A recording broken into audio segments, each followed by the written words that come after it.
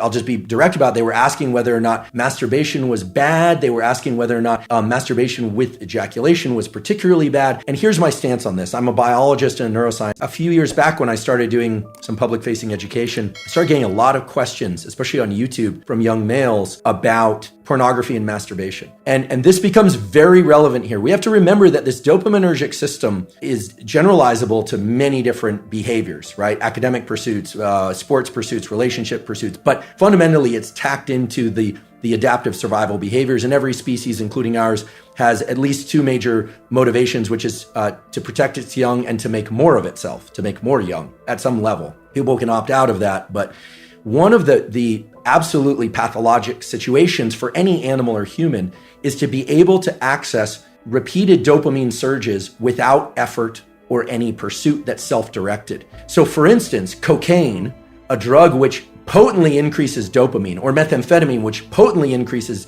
methamphetamine, but doesn't require any sort of adaptive action pursuit except to acquire the drug and spend money on it. No sacrifice. So what ends up happening is the circuit that gets rewarded is only the drug-seeking behavior, and no other behavior will give the kind of potent dopamine release that cocaine or methamphetamine will, which is why they are so pernicious. So I was starting to get a lot of questions. I was kind of surprised. I thought, well, I'm male and, maybe that's why they feel comfortable asking. But people were saying, were asking about pornography, and they were asking, I'll just be direct about it. They were asking whether or not masturbation was bad. They were asking whether or not masturbation with ejaculation was particularly bad. And here's my stance on this. I'm a biologist and a neuroscientist, not a psychologist. But what we know for sure is that if an individual repeatedly engages in this circuitry, let's say masturbation and pornography with increasingly potent forms of stimulation that are on a screen, a couple of things happen. First of all, what's being reinforced? What's being reinforced is a high dopaminergic response to watching other people engage in sexual behavior, which is very different than being in a first-person sexual experience, okay?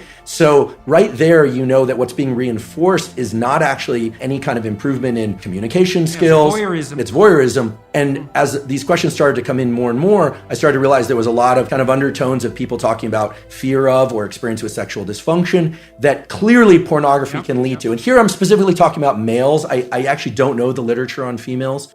Females don't use visual pornography to the same degree. I see. They use literary pornography. I see. Yeah. So, and then you start to think about, okay, what happens in the cascade or the arc of sexual arousal and orgasm? What happens is that initially it's parasympathetically dominant, meaning if somebody is too stressed, they actually can't engage in sexual behavior. The arousal response doesn't occur. Erection is blunted, but the actual orgasm response and ejaculation is strongly associated with the so-called sympathetic nervous system, which has nothing to do with sympathy. It has everything to do with, it's a kind of a stress response. And then it reverses to a parasympathetic response. And a hormone called prolactin increases dramatically after ejaculation in males. What does that do? That blunts dopamine release and testosterone for a very long period of time, which makes sense if pair bonding and sort of, in our species anywhere, there's this idea that then other molecules would be exchanged with partners, pair bonding, potential for raising mates, etc. Without getting into a huge discussion about that, the point is this: masturbation and pornography are potently tapping into the dopamine system and can undermine